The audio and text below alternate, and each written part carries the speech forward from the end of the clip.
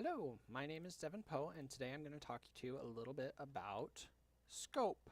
Brr, brr, brr. So what is scope in regards to PHP?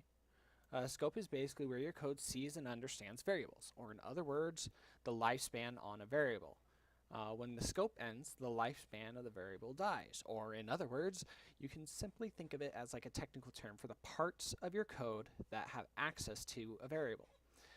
So as such, we need to understand that in PHP, scope generally belongs to a function. This will be familiar to any of you who know how to program in Java.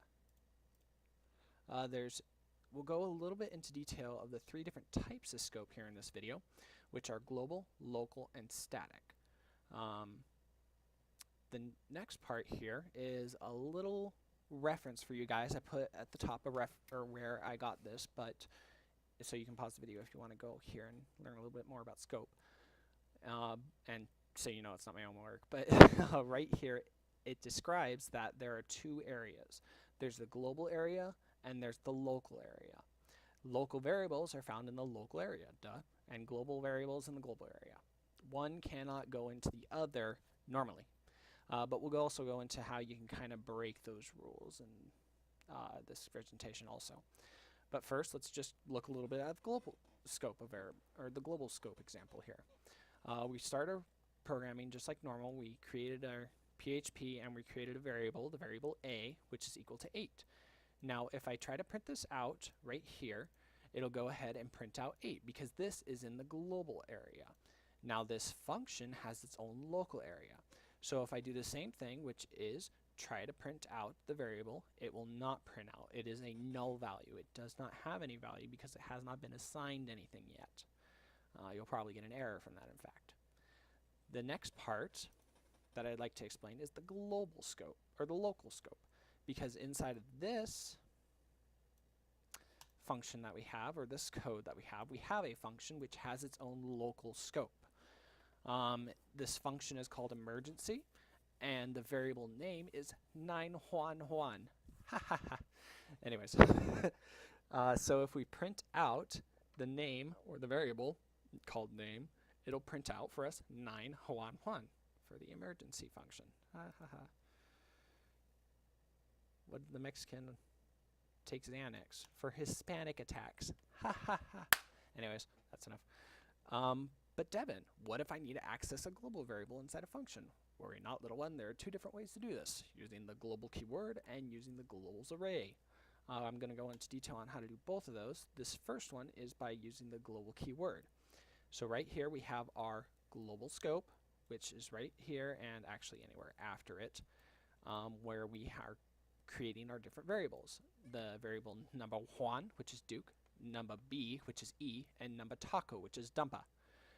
So the function gamertag is being created here, and we're calling into it number 1, number B, and number taco. The echo, or when we print it out, will go ahead and print out for us or give us the output of Duke E dumper, which is my gamertag. Now, it doesn't need to be called a second time. We don't need to use the keyword global here because we've already pulled these things into the function here. So when we call this function or run this function later on, it'll go ahead and output my gamertag, Duke E dumper. If any of you guys like Smite, look me up. It's a game. Here we have the globals array. We have 3 variables declared, x, y, and z, stuff and things. This is for the function slipgator, which is a YouTuber who always says stuff and things. Now we're going to pull from it, or pull into it, and print out the globals x, y, and z from the array, or these positions of the array. So when we call the function, it'll go ahead and print out stuff and things. Now, I know what you're thinking. I forgot one. I forgot about static scope. Well, no, I didn't. Here it is. Well, we know that when a function ends, a variable scope ends, or the variable dies. But sometimes we might still need the variable from that function. To do this, simply add the keyword static before the variable when declaring it. So right here, once again, global scope, local scope. Local scope is right here in the function, but in it we've declared a static variable, number 0. We're going to add to this thing, or this variable, 3. And then assign it once again to number and print out number, so that it's always going to print out when we call the function 3, and then when we call it again, it's going to add to it again because it's pulling it from the outside into it, putting it into it, pulling it out of it, and then adding to it again, which is 9. I know that's a little confusing, but I hope you guys could understand a little bit. So that local scope is basically refers to when a variable is declared inside of a function. Global scope is when it's declared outside of a function. This means that the variable can only be accessed, or a local variable can only be accessed within a function.